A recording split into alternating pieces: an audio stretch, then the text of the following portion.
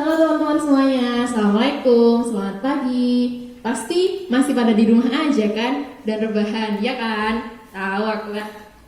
Kembali lagi bersama saya Wahyu Putri sebagai moderator dari acara Bestari Boyolali edukatif dan inspiratif melalui generasi milenial yang saat ini sudah memasuki sesi keempat.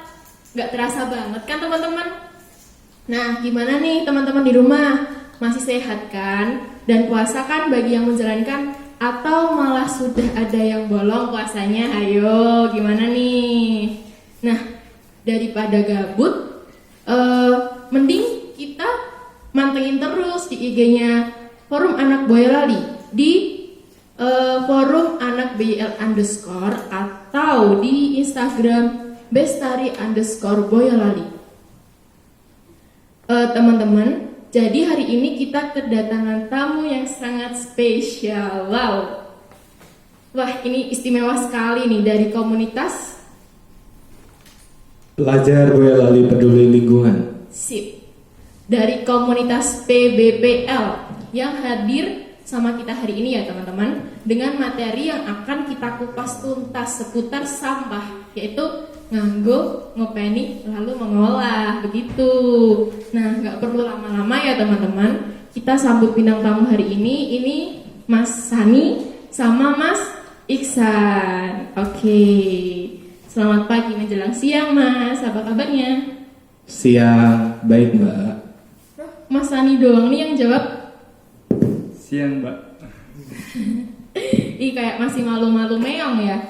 Ini masih belajar dari rumah apa di rumah pacar ini? Di rumah pacar orang. Wah, nggak boleh ditiru ya teman-teman, masa di rumah pacar orang. Waduh, nanti kalau putus gimana coba? Oke, jadi sebelum gas ke topik inti ya Mas, bisa dong dijelaskan dulu ke teman-teman yang di rumah sebenarnya PBPL itu apa sih? Nah, saya akan menjelaskan PBPL itu sebenarnya sih apa sih gitu. Sebelum awalnya terbitnya PBPL itu terkenal yang namanya ABG atau para alumni. ABG itu anak buah goeng. Ya. Oh, anak buah goeng. Ya. Terus itu para alumni dari SMP 5. Nah, kebanyakan mereka adalah pelajar yang suka mendaki gunung. Mendaki bagus sekali ya. Mendaki harapan palsu. Anak gitu. senja. Harapan palsu ya. Curhat. Nah, semakin lama mereka membuat yang namanya organisasi yaitu PBPL, yaitu Pelajar Boyolali Peduli Lingkungan. Kegiatan pertama kali kita itu tahun 2018, kalau nggak salah saat Merapi erupsi. Iya, kalau nggak salah saat Merapi erupsi. Selang lama kemudian kita mulai mengajak teman-teman gitu, teman kita walaupun beda sekolah. Terus kan makin banyak. Nah, kita coba membuat gebrakan, yaitu kita melakukan bersih sungai. Oke, bersih sungai ya Mas. Itu kira-kira yang di sungai gitu yang dibersihin apa aja Mas? Sampah, mantan kalau ada. Iya, mantan lagi dong, ini gimana sih kok malah curhat? Ya, sampah kebanyakan saat kita bersih sungai justru sampah itu kebanyakan ya, mohon maaf ya, mungkin para ibu-ibu gitu sama kaum wanita kalau membuang popok bayinya seperti itu dan balut ya, mohon ya, nggak apa-apa. Ya, itu sangat-sangat gimana ya, buruk sekali saya. Nah. Sebenarnya PBPL itu udah ada berapa lama nih Mas Sani? Kok diem aja ini? Gimana sih? Apa keinget mantan? Iya, dia sama orang lain dan saya sedih. Udah. Lanjut ke topik. PBPL ini berdiri mulai tahun 2018 ya, tadi seperti yang diomongkan Mas Iksan. Apa itu, saat Merapi erupsi kita iuran dengan uang sendiri dengan teman-teman untuk membantu yang relawan yang ada di Gunung Merapi. Jadi itu iuran pakai uang pribadi ya Mas? Iya, betul sekali. Wow.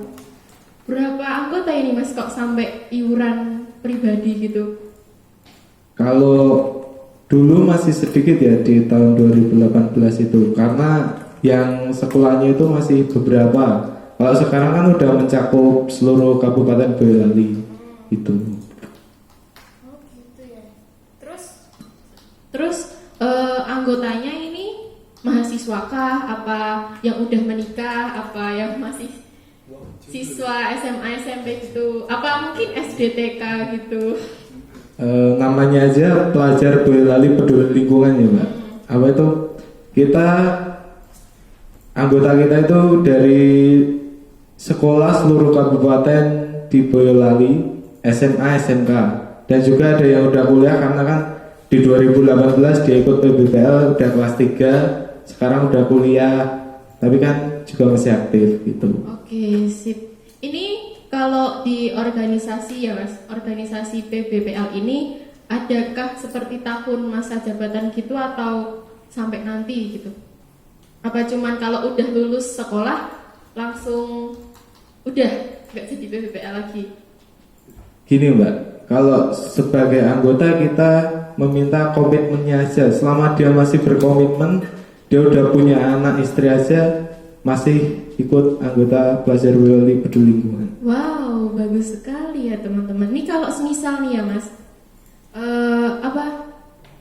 kita itu kan kita kan kayak di BPPL gitu kan, itu kan kayak gimana ya, mempersatukan fisik gitu nggak sih? Seperti kalau semisal ada yang mohon maaf kayak kekurangan, keterbatasan gitu tetap diterima atau hanya menerima seperti kita yang normal-normal? Kita menerima segala makhluk hidup, maksudnya manusia, gak peduli itu agamanya apa, rasnya apa, orang mana, kulitnya apa, yang penting kita sama-sama untuk bangun PBPL dan juga untuk Boyolali tercinta. Oh siap, Boyolali tercinta. Yap, next. Gini nih, Mas, tema hari ini kan kita bahas seputar sampah, yaitu nganggo, ngopeni, dan ngolah nih. Nah, Mas Iksan, gimana nih maksudnya? Bisa kasih penjelasan ke teman-teman dulu nggak? Saya jelaskan aja Pak. Ya, aku pengen dengar suara Mas Iksan nih. Dari tadi diem aja. Nanti berdua aja ya Iya. jelasinya. Oke. Gini, dari ngopeni, nganggo, ngolah, dibolak-balik nggak apa-apa lah ya. Filosofinya gini Mbak, kita sebagai orang Jawa kita mengambil bahasa Jawa yang artinya gini, ngopeni, awalan nganggo dulu deh. Kita sebagai manusia, kita sebagai pemakai barang yang menghasilkan sampah. Nah, makanya itu kita disebut dengan nganggo. Terus selanjutnya itu ngopeni. Kita selain bisa nganggo atau memakai barang itu yang menghasilkan sampah, kita juga harus bisa ngopeni atau memelihara sampah itu. Dengan cara apa kita bisa memelihara sampah itu? Dengan cara yaitu pertama, kita buang sampah sesuai tempatnya, organik ataupun anorganik. Yang kedua adalah kita bisa koleksi sampah itu. Kok koleksi? Ada orang yang mengoleksi sampah. Contohnya gini, bungkus rokok ada yang dipajang di kamar itu sampai bertumpuk-tumpuk banyak banget. Dan terima kasih. Wow, malah jadi sebuah seni ya? Ya, terus buat ngolah ngolah itu kita selain memakai dan juga mengolah, kita apa Mas? Kita apa ini Mas? kita juga harus bisa mengolah Mbak. Contohnya gimana? Dengan daur ulang, terus ya banyak banget lah mengolah sampah. Itu filosofinya tentang nganggo, ngopeni, ngolah. Jadi nih teman-teman, sampah itu bisa jadi sebuah seni seperti tadi yang dibilang sama Mas Sani ya. Itu sampah dari apa Mas? Putung apa sih? Ada tempat rokok. Oh, tempat rokok ya, jadi sebuah seni itu dipajang di rumah gitu. Bagus sekali ya. Terus nih Mas, siapa ini? Mas Iksan ya? Mas Iksan tadi belum jawab nih, mau jawab nggak nih? Iya siap. Tadi gimana nih maksudnya yang menurut Mas Iksan maksudnya nganggo, ngopeni, dan ngolah sampah sendiri itu gimana? Untuk mengolah kita harus sebagai gimana ya, kita kan ini sebagai kaum pemuda Indonesia harus bisa menjaga lingkungan, karena kita komunitas adalah peduli lingkungan. Nah, kita itu ke kaum gabut pasti ya. Coba di rumah kita harus coba mendaur ulang sampah sendiri. Nah, misal kita membuat prakarya dari sampah seperti itu. Nah, untuk apa ya? Ngopeni. Nah, tolong di setiap pastikan kita itu masih belum sadar buang sampah belum ada tempatnya seperti itu. Kalau buang sampah ya yang organik di organik, anorganik di anorganik seperti itu. Nah, itu teman-teman. Jadi kita itu harus sadar atas sampah yang anorganik ataupun organik. Gitu teman-teman. Jadi ini Mas, seputar persampahan ini ya, sampah ya Mas ya. Sebenarnya ada nggak sih di setiap rumah tangga atau instansi gitu yang mempengaruhi kualitas dan kuantitas sampah itu sendiri? Soalnya kan kadang kita itu di desa ya Mas, disibukkan sama bau sampah gak enak gitu, kayak ya tahu sendiri lah baunya gimana. Terus apa memang salah pengolahannya atau gimana sih kok bisa jadi bau banget gitu? Nah, menurut data yang saya dapat di Indonesia hanya bisa mampu mengolah sampah sebesar 30% dari sampah keseluruhan di Indonesia, dan sisanya 70% itu lolos, artinya terbuang, entah itu ke sungai, entah itu ke laut, entah itu hanya mangkrak di tempat itu saja. Nah, itulah yang membuat gimana ya, terjadi polusi udara, yaitu baunya yang tidak mengenakan. Bagaimana kita untuk mencegahnya? Ayo mari kita sama-sama bagaimana mengolah sampah masing-masing seperti itu. Jadi bagaimana kita itu harus bisa menyikapi sampah itu sendiri. Kita harus bisa mengolahnya, memilahnya. Ya seperti dalam tema ya teman-teman, kayak kita itu harus, kalau kita menggunakan kita harus mengopeni. Lalu kita harus mengolahnya kalau sudah tidak digunakan gitu. Nah teman-teman, kalau ada pertanyaan boleh banget nih tinggal di komentar ya. Itu boleh banget tinggal di situ. Atau yang punya WA-nya kakak-kakaknya forum anak boleh banget tuh. Atau komen di story WA-nya forum anak gitu. Oke. Jadi kan gini Mas, saya mau tanya lagi nih ini. Emang saya tuh kepo banget nih. Aduh. Sebenarnya ada nggak sih Mas kegiatan yang dilakukan PBPL terkait pengolahan atau seenggaknya ngasih tahu ke masyarakat, ke kampung-kampung gitu, terkait nih caranya pengolahan sampah atau gimana gitu? Ada nggak? Ya seperti sosialisasi gitu.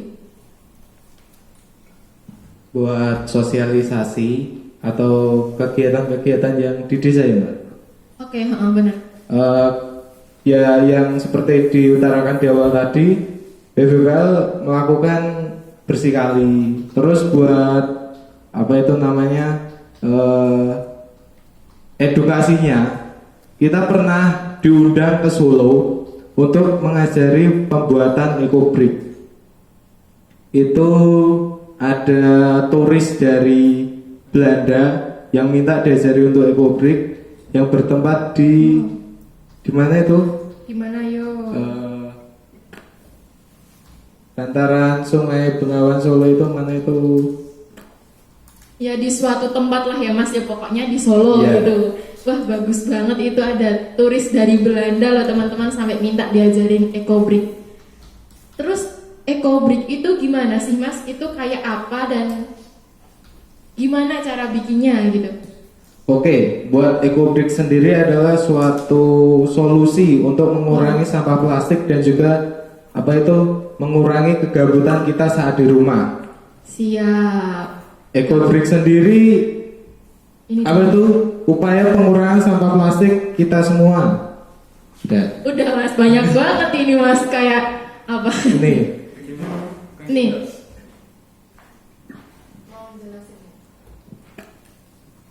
Oke ya, ini adalah sebuah ekobrik. Ekobrik itu adalah cara mendaur ulang sampah plastik. Nah, ekobrik sendiri terdiri dari sampah plastik yang dipotong-potong lalu dimasukkan di dalam botol sehingga padat, ditusuk-tusuk pakai apa itu namanya, bisa buat stick drum, yang penting bisa padat. Eco-brick ini sudah dimanfaatkan sebagai kursi, terus meja, ada yang buat desain, buat apa itu pernikahan juga. Wow, pernikahan ya teman-teman. Pernikahan ya teman-teman. Ini dari sampah loh, dari sampah, tak ambil ya mas.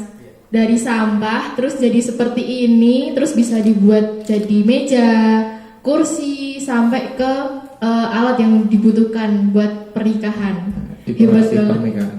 Ini kita bisa coba loh teman-teman di rumah, nggak harus dicoba ya, harus dilakukan lah, biar kita itu juga mengurangi sampah di Indonesia dan khususnya di Boyolali gitu, biar sampahnya tuh nggak ada, biar bersih gitu.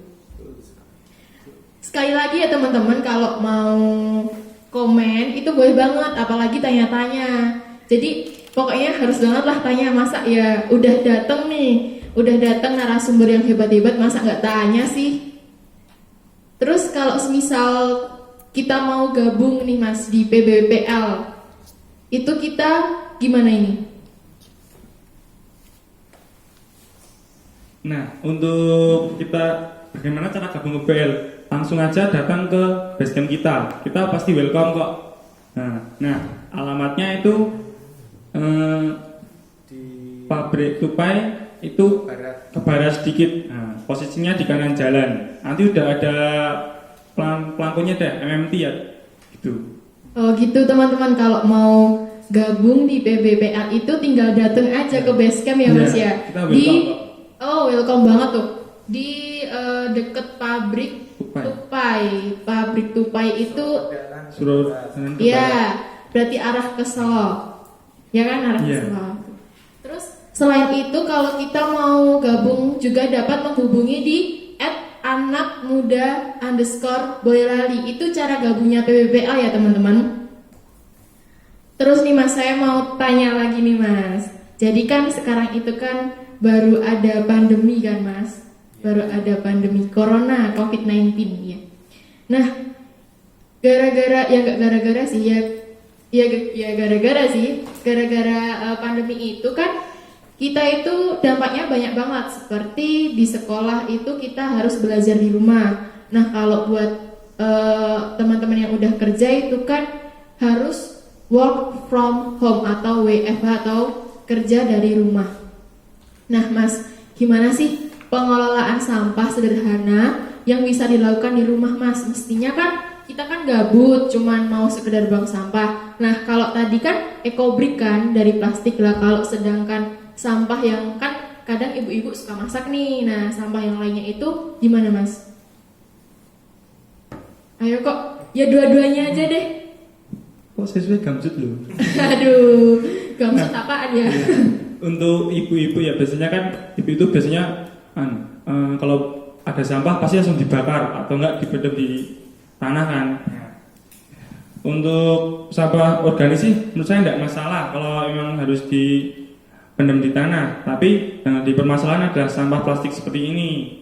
Nah, kalau bisa ibu gimana ya, membuang sampah plastik itu di tempat atau sudah disediakan oleh pemerintah, seperti itu, agar tidak gimana ya, mungkin nggak enak di mata kalau membuang sembarangan seperti itu. Oh, nggak enak di mata. Oh ya ini mas, kalau mas Sani sendiri gimana ini pendapatnya soal itu? soal apa mbak? Ya apa pengelolaan sampah itu, pengelolaan sampah di rumah itu kan kalau ini tadi kan eco-brick kan, itu kan dari plastik yang kita tusuk-tusuk sampai padat ini di botol air mineral. Nah kalau dari sampah ibu-ibu, dari sampah dapur gitu loh, itu gimana cara pengelolaannya? Seperti kan ada kulit bawang, terus apalah gitu. Buat itu ya, kalau seperti yang Mas Iksan bilang, kalau organik sih dibakar udah nggak begitu masalah. Tapi kalau anorganik, khususnya styrofoam, itu lebih baik diapakan ya? Buat apa ya? Buat prakarya apa gitu, bisa dipotongin, terus buat prakarya, bisa styrofoam itu juga bisa dibuat eco-brick juga gitu. Oh, jadi styrofoam bisa dibuat eco-brick. Gak bawa contoh ya mas? Enggak. Ya. Ini kan campur kak. Oh, ini ini ada campur. styrofoam yang ini ya. Oh. Ini kan ada Baru styrofoam tahu juga. Enggak cuma sampah Ya plastik. teman-teman, jadi styrofoam maupun sampah plastik juga bisa banget dibikin eco-brick ya teman-teman. Oke. Jadi ini ada pertanyaan dari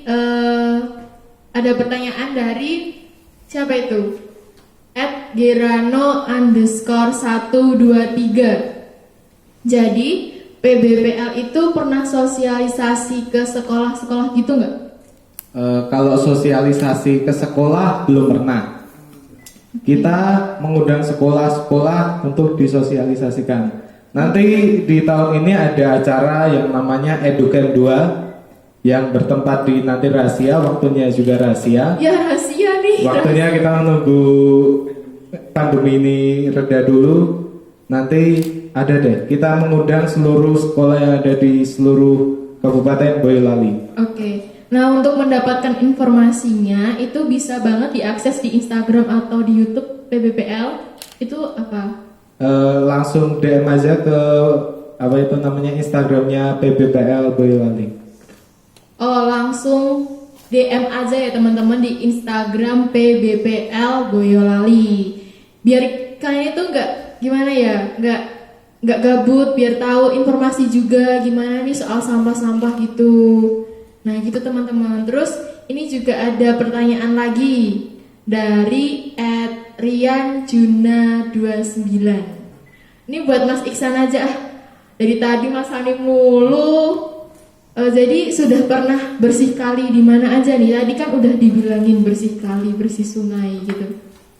Nah, untuk PBPL sendiri itu sudah pernah 3 kali bersih kali. Yang pertama itu di Nepen, kali Nepen. Yang kedua di Musuk. Yang terakhir tahun kemarin kita ada bersih kali di Ampel ya, di Ampel. Wow, sudah banyak ya Mas ya.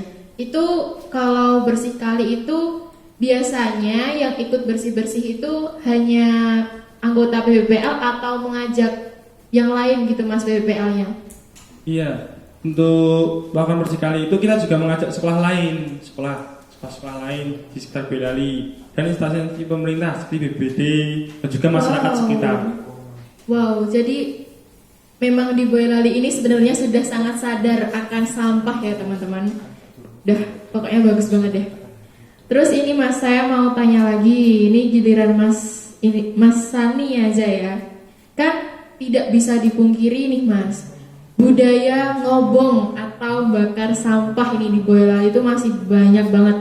Kenapa mereka itu kebanyakan ngobong atau bakar sampah? Ya karena mayoritas mereka itu males membuang sampah itu, terutama di desa-desa nih. Sekedar cerita ya Mas, saya itu kalau berangkat sekolah gitu sering banget pagi-pagi kayak ada yang bakar sampah gitu, terus nanti berangkat udah wangi-wangi kan ya, pas sampai di sekolah malah bau semuanya, bau asap nih Mas.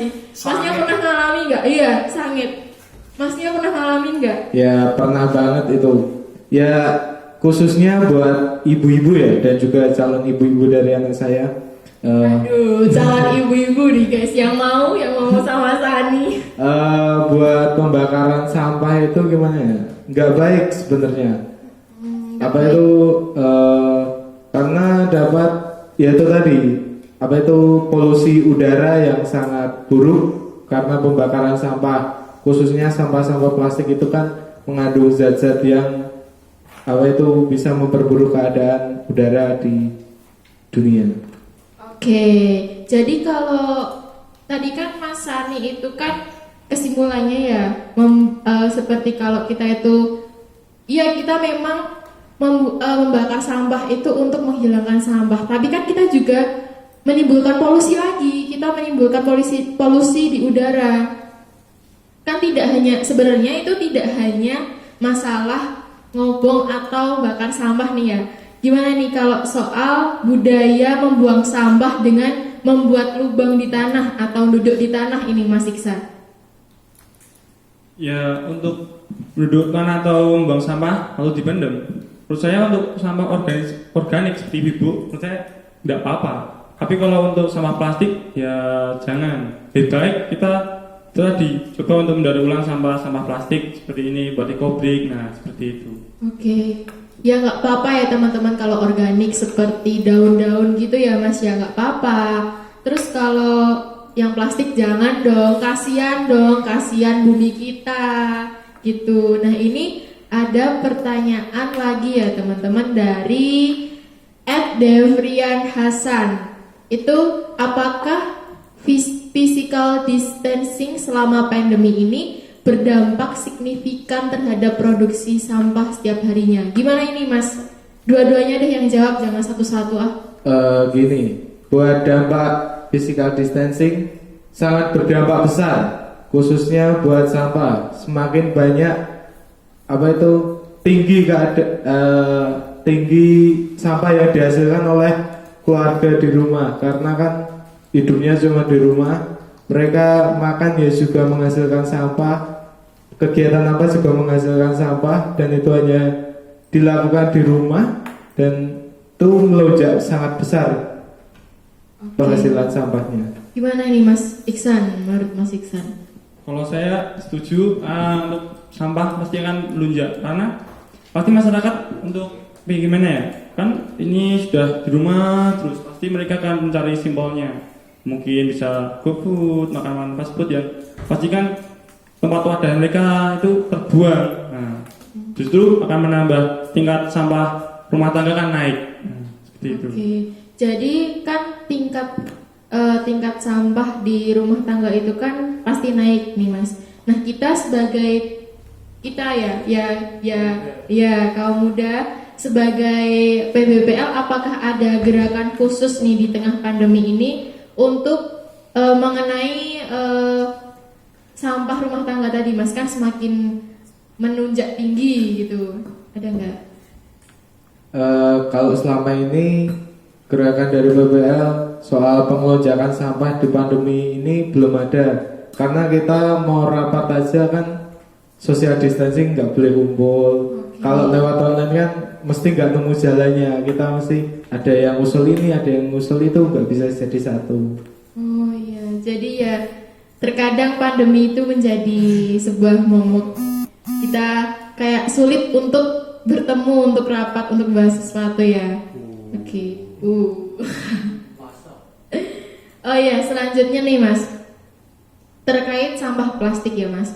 Gimana Mas ini melihat banyaknya sampah plastik yang ada di Boyolali, terus bahayanya dampak plastik sendiri bagi kesehatan kita terutama di masyarakat itu gimana?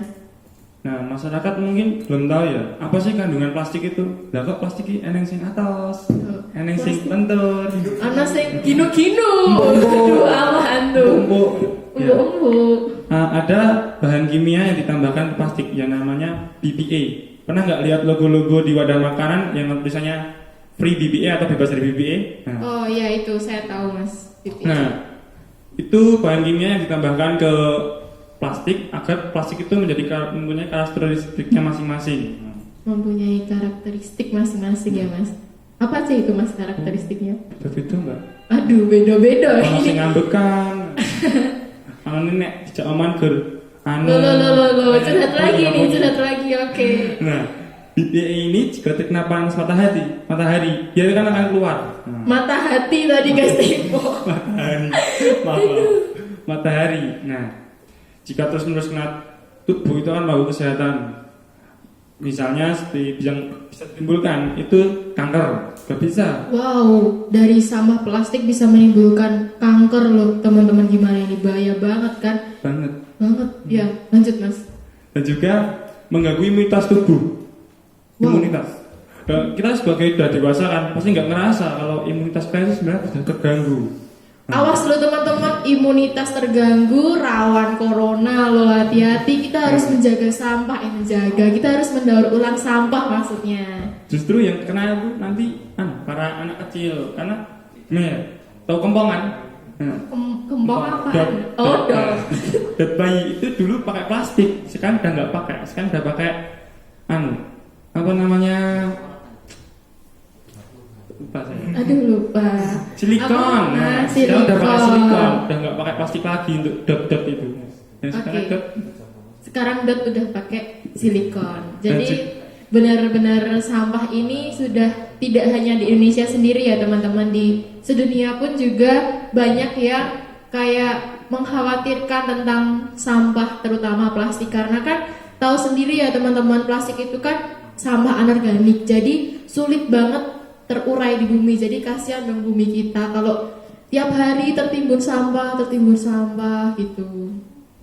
Oke, ini ada pertanyaan lagi dari @anakmuda_boyolali. Siapa itu ya? Hayo anak muda _boyolali. Ini kan mau aktif banget loh aku nih. Oh, aktif banget ya. Wow, selamat pagi menjelang siang ya. Anak muda _boyolali. Itu adminnya anggota dari PBWL juga. Oh, jadi tanya sendiri ini. Jadi satu organisasi tanya sendiri ya. Oke, nanti kayak pertanyaannya mateni iki Mas, piye Mas? Paten iki ndi, Mas? Aduh, awas. Anak muda _boyolali ya, awas nanti. Zidnan namanya. Ya. Siapa namanya?